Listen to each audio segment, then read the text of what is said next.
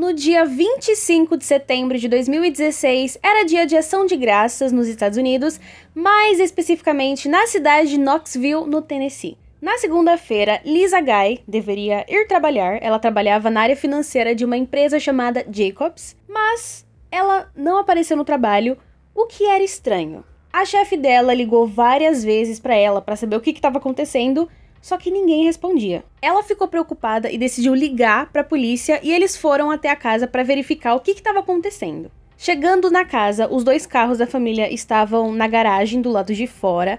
Pelo vidro da porta da frente, um dos investigadores viu compras jogadas no chão. Um calor emanava de dentro da casa e tinha um cheiro de coisa química muito forte. Dentro de um dos carros, a polícia encontrou o portão da garagem e eles conseguiram entrar na casa. E na hora em que eles abriram a casa, veio um fedor. Era coisa podre misturada com muitos produtos químicos muito fortes. A polícia encontrou um termostato dentro da casa e mostrava 32 graus, muito calor. Tem um vídeo deles entrando na casa e a primeira parte é a garagem, ela parece limpa, ela tá vazia, tem umas ferramentas na parte de trás, só que nada demais. Por uma porta lateral que estava aberta, eles entraram na sala de jantar e na cozinha. Na mesa tinha uma bolsa, talvez a bolsa da Lisa, tinha um martelo, tinha também umas coisas aleatórias. No chão tinham panos brancos, tinham sacos pretos e várias embalagens de produtos de limpeza, alvejante, água oxigenada, álcool e outros produtos químicos. Um dos policiais, ele percebeu que o fogão estava aceso e tinha uma panela em cima do fogão. Era tipo aquelas panelas de tia da merenda, sabe, que é bem grandona, de ferro? Então, era esse tipo. Ele chegou perto, ele viu que tinha alguma coisa borbulhando lá dentro, talvez água, e ele decidiu levantar a tampa. Ele só não esperava encontrar uma cabeça humana. Era a cabeça da Lisa Guy que estava sendo fervida. Olhando a casa agora como um cenário de um crime, a polícia reparou nas manchas de sangue na parede. Em alguns cantos tinha muito sangue seco, em outros cantos eram só respingos, mas tinha sangue na casa toda. Tinha uma pilha de roupas que estavam cortadas em um canto e eram as roupas das vítimas. A pessoa tirou a roupa e deixou ali no canto. Em um dos quartos, eles encontraram mãos humanas. Em um container, eles encontraram outras partes, braços e pernas humanos. E no banheiro do casal, eles encontraram 2 torsos. Tinham também restos humanos dentro de misturas químicas. E esses restos eram o rosto do Joel Guy, o marido da Lisa. O culpado pelo crime não estava na casa. Ele tinha se machucado enquanto ele cometia o crime. E aí ele saiu porque ele precisava de ajuda médica. Ele foi até Louisiana e ele procurou ajuda na Universidade do Estado de Louisiana. E horas depois, ele foi preso pela polícia no dia 29 de setembro, acusado de ter matado os próprios pais.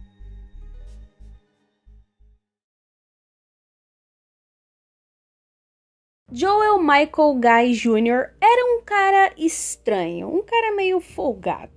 Ele tinha 28 anos quando aconteceu o crime, e ele era um cara desempregado, ele tinha largado a faculdade, ele estudava na Universidade do Estado de Louisiana, a mesma em que ele foi pedir ajuda, mas ele decidiu largar a faculdade, porém continuou morando lá na Louisiana. A mãe dele, Lisa Guy, de 55 anos, era uma dona de casa. Ela foi uma dona de casa durante muito tempo, mas ela começou a trabalhar na Jacobs e ela dava o salário dela pro filho dela, o Joel. Vitória, o Joel tinha algum problema de saúde e ele não podia trabalhar? Não. Vitória, ele tinha algum problema físico e ele dependia dos pais? Não. Ele tinha algum problema mental? Ele tinha algum problema de desenvolvimento? Não. Então, por que ela sustentava ele? Eu acho que vocês já entenderam a ideia. O pai dele, Joel Guy, de 61 anos, era um designer de engenharia e o desejo dos pais dele era se aposentar, assim eles podiam aproveitar o resto da vida sem trabalhar. Eles venderam a casa, a mãe ia sair do trabalho, os filhos já eram todos adultos, então eles podiam se virar, não tinha por que continuar trabalhando. O problema era que quando a mãe dele parasse de trabalhar, eles não dariam mais dinheiro pro Joel. Ele teria que sustentar sozinho, ele teria que se virar, que nem uma pessoa adulta normal. Eles pretendiam contar isso pro Joel no Natal, falar, meu filho, não pagaremos mais as suas contas, te vira. Eles iam contar isso no Natal, mas esse Natal nunca chegou. Eles foram descritos como ótimas pessoas, eles eram amorosos com os filhos e com a família, eles adoravam ficar juntos, tudo parecia muito bem entre eles. Como sempre falam, tudo sempre parecia muito bem. Até não estar tudo bem. Juntos, o Joel e a Lisa tinham 4 filhos, 3 meninas e o outro lá. E no feriado de Ação de Graças de 2016, os filhos foram para casa deles. As irmãs, que já sabiam que os pais não iam mais dar dinheiro para ele, acharam estranho ele querer passar o final de semana com os pais, mas tudo bem. Uma delas também achou estranho que ele tinha um container dentro do carro. Aconteceu o feriado, as 3 filhas voltaram para suas próprias casas porque elas eram pessoas adultas que se viravam sozinhas, diferentes dele. Nada parecia estranho. Até que no dia 26 aconteceu o crime. Eu coloquei o aviso lá no começo do vídeo, como eu sempre coloco. Eu sempre aviso que isso que é pesado, não assista se você não consegue. Mas eu vou avisar de novo. As descrições que eu vou fazer agora são bem pesadas, são bem feias. Então, se você é uma pessoa muito sensível, eu não recomendo. Eu não sei nem porque você tá aqui. Vamos começar por aí. Mas eu tô avisando só pra você não ficar mal depois, tá bom? Vamos lá. O pai tava dormindo quando ele foi atacado pelo Joel. Ele levou 42 golpes de faca e foi tão violento que acertou as costelas dele. O rim, os pulmões e o fígado também foram perfurados. Ele teve as mãos, os braços, as pernas e os pés removidos e o rosto dele foi derretido com produtos químicos.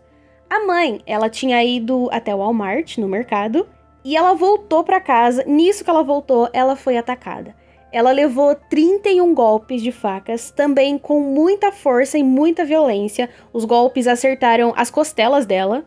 Ela teve os braços e as pernas removidos e a cabeça dela foi encontrada pela polícia cozinhando na panela.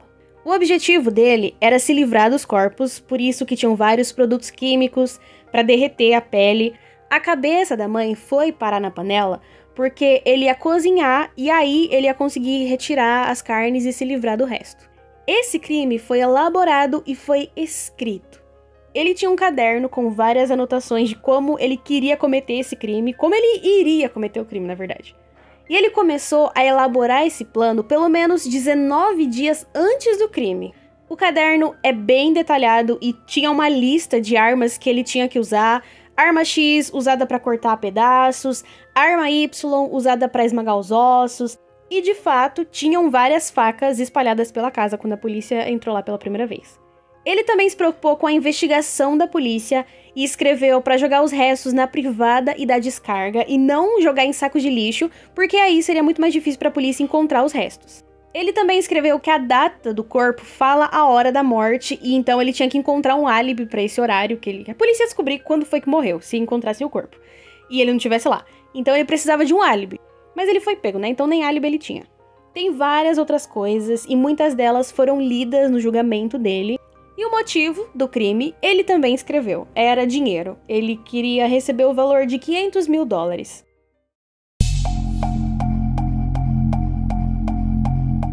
E quando eu falo que ele é um cara estranho, eu falo sério. Ele é um cara estranho. O julgamento dele tá no YouTube completo. Tem completo. Então quem quiser assistir, o link vai estar aqui embaixo.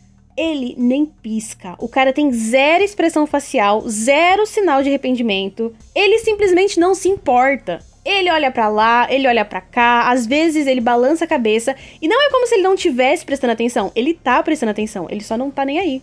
E claro que o juiz percebeu isso, percebeu que o cara não tinha remorso algum. Ao total foram 7 acusações, 2 acusações de homicídio premeditado em primeiro grau, 3 acusações de homicídio doloso, e 2 acusações de abuso de cadáver. Ele foi considerado culpado de todas essas acusações e ele foi condenado a cumprir 2 sentenças consecutivas de prisão perpétua.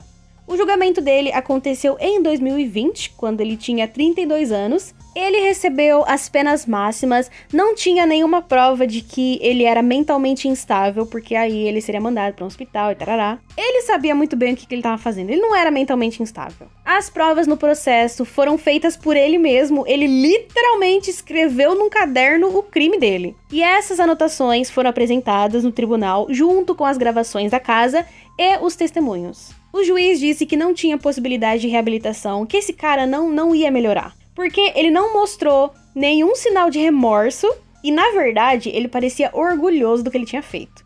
Depois da sentença, o Joel, ele enviou uma carta para o Departamento de Correções do Tennessee e eu vou ler uma parte da carta para vocês. Abre aspas.